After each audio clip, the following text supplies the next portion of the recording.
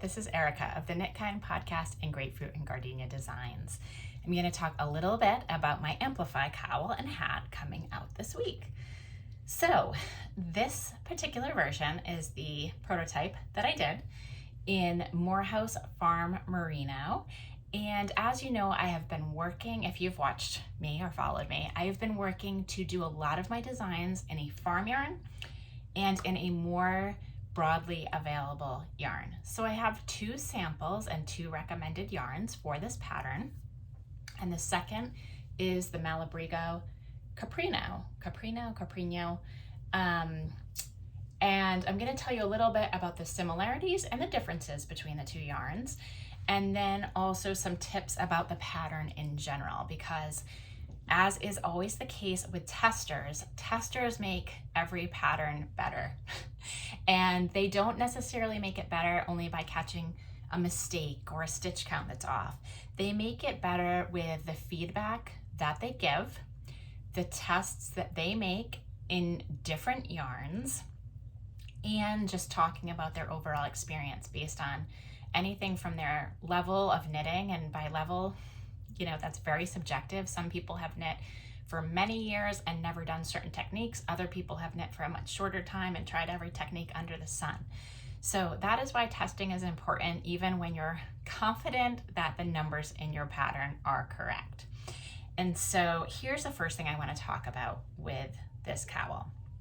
This undulating pattern here, where you have a wider area and a narrower area, many people first looked at this and thought it was short rows, and it's not short rows. These are made by elongated stitches. So what is an elongated stitch? An elongated stitch is when you're working on your needles, you wrap the yarn more than once around the needle before you pull it through and off. So your regular single height, normal everyday stitches, you put your needle in, you wrap, you pull it through, you pull it off.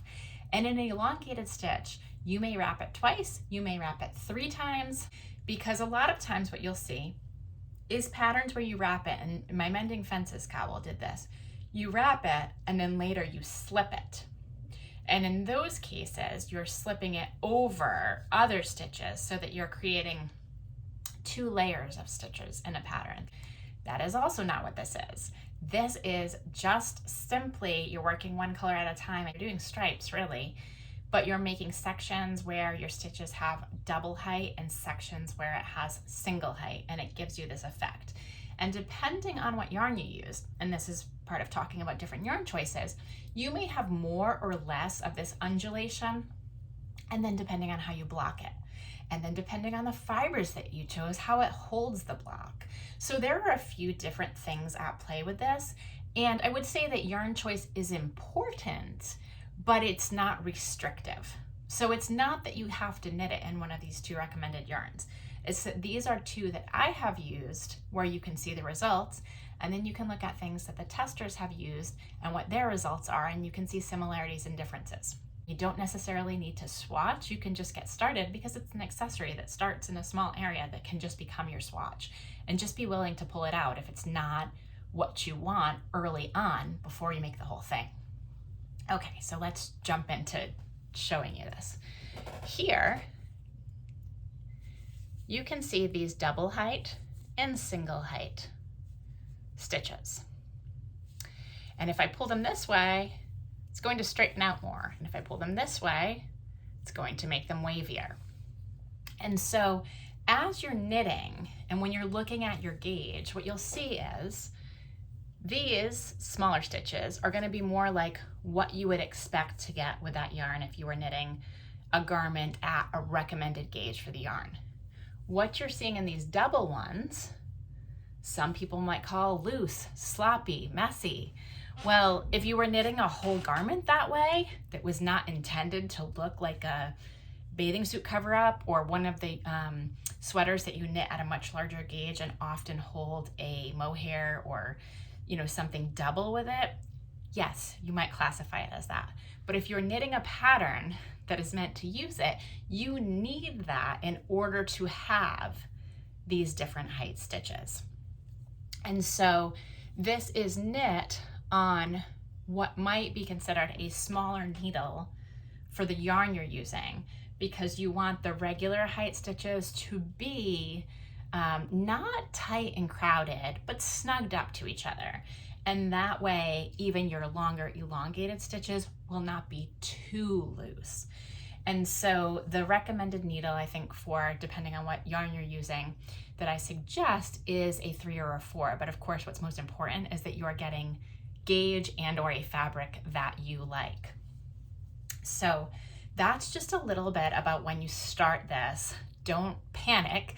That is what it is supposed to do. In the end, the other thing you'll see as I'm wearing this, and now this has been off the blocking mats quite a while, and because of the angle I'm wearing it, you can't really see.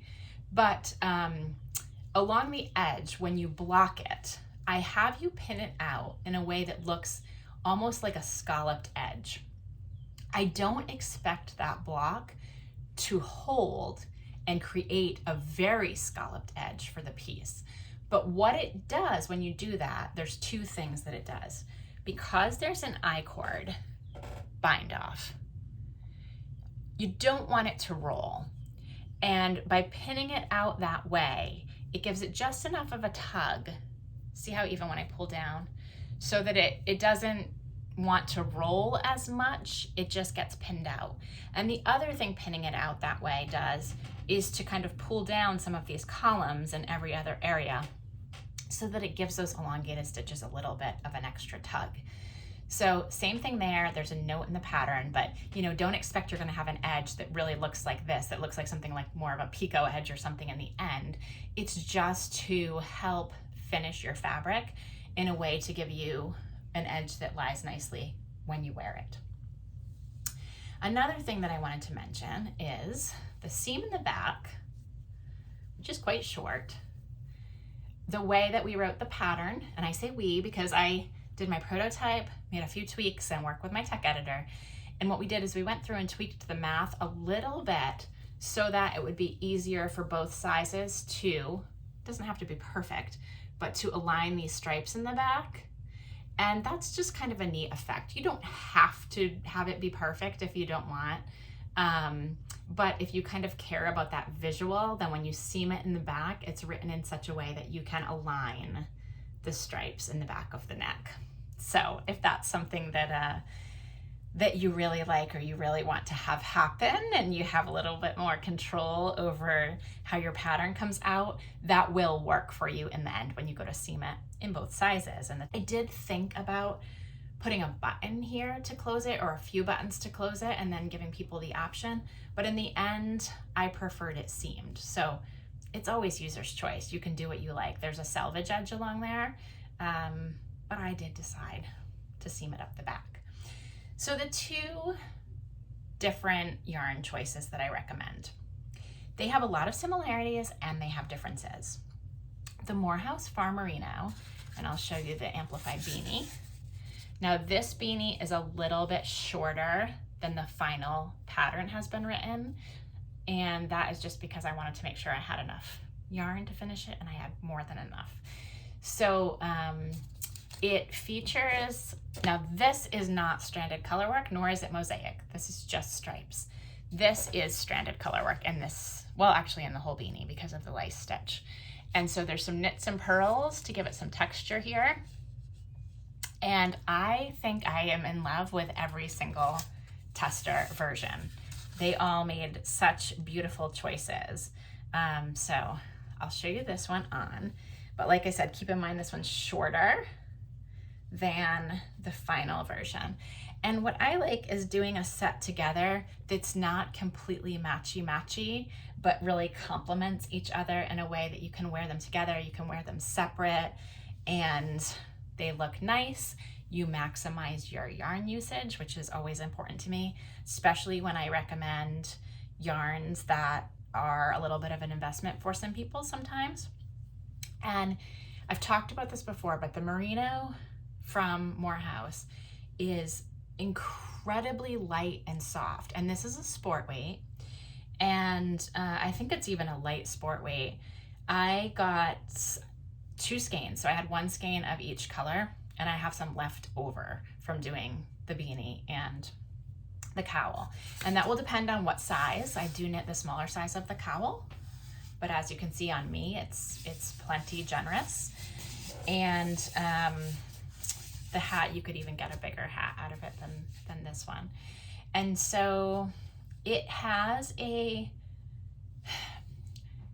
farm yarn feel to it, in only that it is a wool, and it feels like a wool, and it feels like a non-superwash wool, but it feels like a soft, nearly as soft as cashmere non-superwash wool.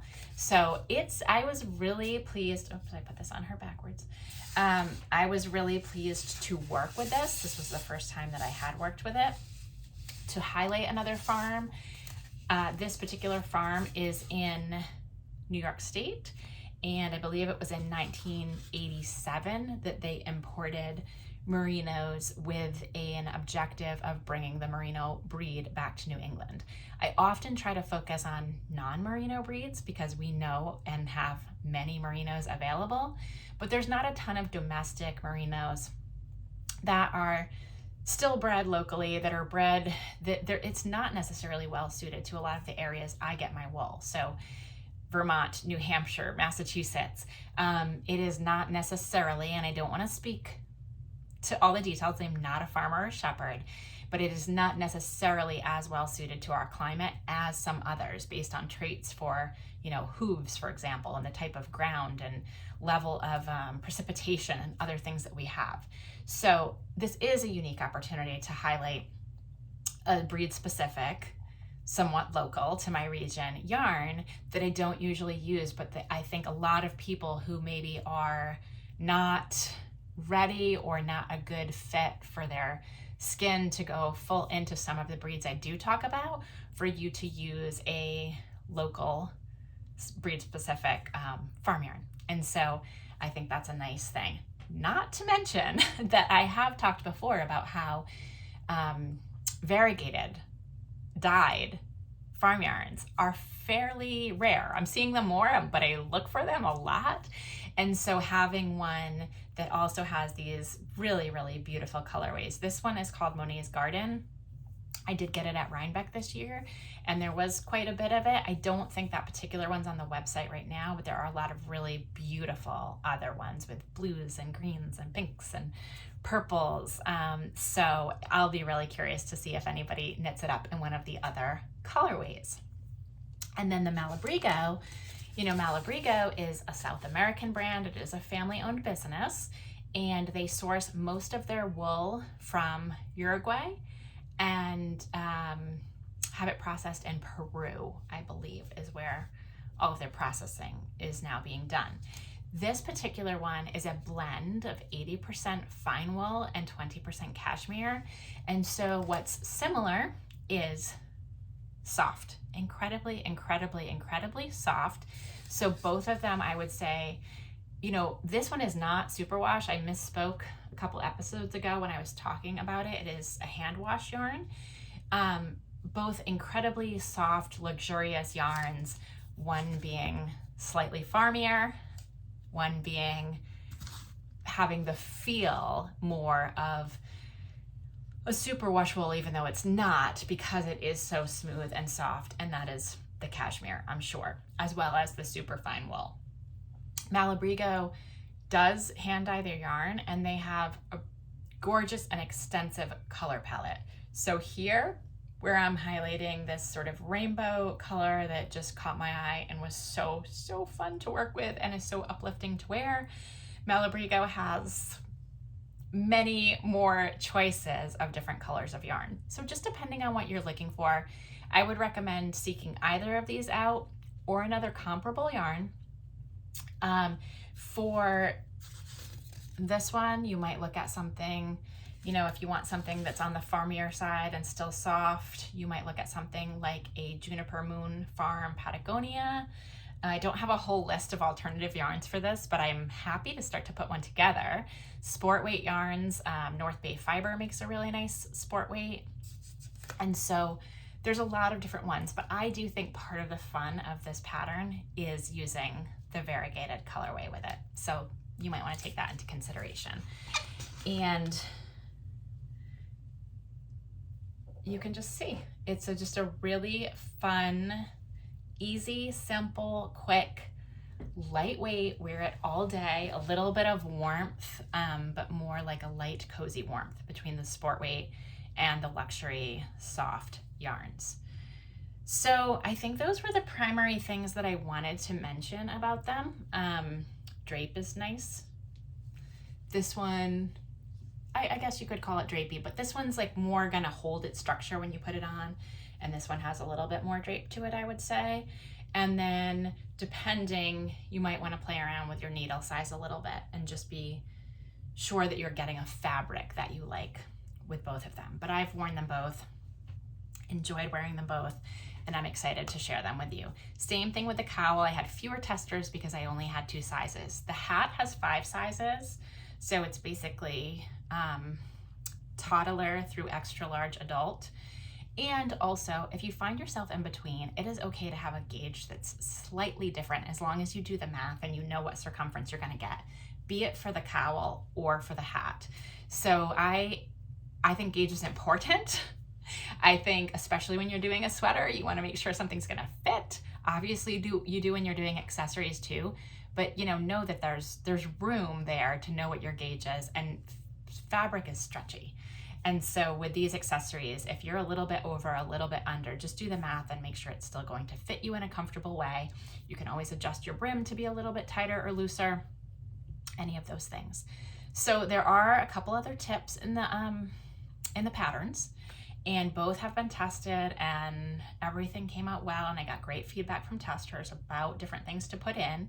They are both charted and written. And I think the only other thing I wanted to add that I did talk about a little bit is sort of the inspiration. So the inspiration, I saw this stitch pattern and I wanted to try it, and I wanted to try it with a variegated yarn.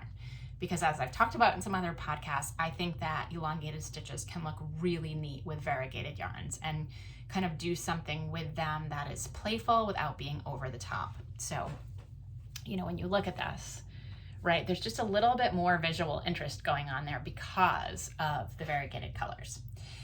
And when I did it and I saw this undulation, and I was thinking of like, what do I want to name this, and what is it feeling, or what is it speaking to me? Well, I thought of sound waves and the way that we look at those, if you're looking at them like on a computer and you see the sound waves. And so I looked at all kinds of titles related to that, and I settled on Amplify.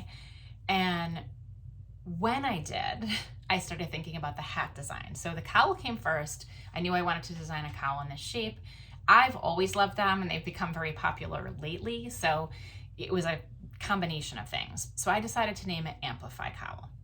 Then I designed the hat. And so when I started with the hat, I knew I wanted to have fun with the color in a way that, again, I made it complement it without using elongated stitches in a hat, which I don't think would work particularly well. I think you'd need to have like a really loose kind of beanie slouchy style hat for it to work at all. And I wasn't even interested in pursuing that. So I started with the cast on in the contrast color, and then just did a simple ribbing. And then what I thought is, well, I want to kind of have a similar feeling of this undulation, but not in the same way. And so I've been working a lot with knits and purls in my color work. And so I had the idea of this like line of knits and purls, and see, you can actually see quite well, I think right now, the texture. And then I wanted to play around with how the color surrounded that. And so I started with just these little bits, then I surrounded the line of knits and purls here. And then what happens that you can't see maybe quite as well in this one, again, there's a little bit more space in the final version, but I started with more frequent lice stitches. And then as you go up, what happens is there's more space between each row. See how very close, and then a little bit further, a little bit further, a little bit further. And of course, when you get to decreases, you then have fewer of them around the crown as well. And so what I started thinking about a lot is how we're talking about amplifying our voices right now, and how in this world with so much going on, I think there's a lot of people who there's a few different things going on. Some of it is people who are afraid to speak up. Some of it is people who are not comfortable speaking up. Some of it is people who feel like someone else is going to speak up and they don't matter. And that might be for any number of reasons. And so I started thinking about that theme and amplifying our voices and not doing it in a loud, obnoxious way, and doing it in an empowering way, in a way that we have so many more people right now who can come together and speak up. And the way to do that is to appreciate everyone and meet them for where they are. So this is where we have the most people, right? We have these sound waves, if you will, and we have the most people. And then as things get a little bit harder and riskier, and so you have fewer, right? And so it kind of like this idea of lifting, and as things are lifting, there's fewer people in each level, but we all need this base of all of us, or as many of us as possible, to come together, and we all need to support each other and lift each other up. And so that was kind of the inspiration or idea behind the hat and the crown and how it goes together with the cowl. I don't expect that every person knitting this is going to care, or that every person knitting this is even that's going to resonate with them. You can look at this as just a knitting pattern, but when I do things and I name them and I think about them and I design them, I personally like there to be a lot of thought and meaning behind them. And so that is the meaning behind Amplify Hat and Cowl. Or you can just think it looks like sound waves and like that. Or you don't even have to think about the sound waves. It's up to you. But I wanted to give you a few tips about the elongated stitches, the seaming, the sizing. It will show you how to test so that if you're off gauge a little bit, you do not have to panic. It's going to show you how to make sure that this will fit over your head. And I did get really nice tester feedback about the photos that are in it and how it shows you to do that. Pattern could be 2 paragraphs long, but I think it's like 14 pages long. And the reason it is because I want to give you not too much language, but I want to make this pattern accessible to as many people as possible. So there are written instructions, there are charted instructions, and the written instructions are row by row written. Now, if I were writing this pattern, I don't know how long, 30 years? Well, actually not even 30 years ago. If I were writing this pattern for certain publications that come out or for certain parts of the world, it would basically tell you to cast on, establish a pattern. It would then tell you in about 2 paragraphs, continue as established with increases as established until you reach this point. And then it would tell you to do this, and it would tell you continue in pattern as established until you reach this point. And then it would tell you continue in pattern with decreases as established until you reach this point and bind off. So this is essentially a shape where you cast on, you work increases first, then you work one side even and keep working increases, and then you work decreases. And the way that we write accessible patterns now, it can turn into 14 pages, not because it's long or cumbersome, but because you want charts, you want written instructions, and you want line by line. And so that is all there for you. And also, if you're the type of person who likes a potato chip knit and knows the intuitive part of knitting, you can just pick it up and go. So I hope you enjoyed that summary of Amplify Hat and Cowl, that it gave you something to think about, that maybe it whets your appetite for wanting to try the pattern, one or the other or the set. And I will make this video live when it's released, and I will include any promotional kickoff launch codes in the description of this, as well as on my social media. So follow me at Grapefruit Gardenia on Instagram, Blue Sky, and Facebook. Look for a launch discount this week, and I hope you knit it. Maybe subscribe to the channel, give me a thumbs up if you like the video. Thanks so much for watching. Knit kindly, live kindly, and I'll see you again soon.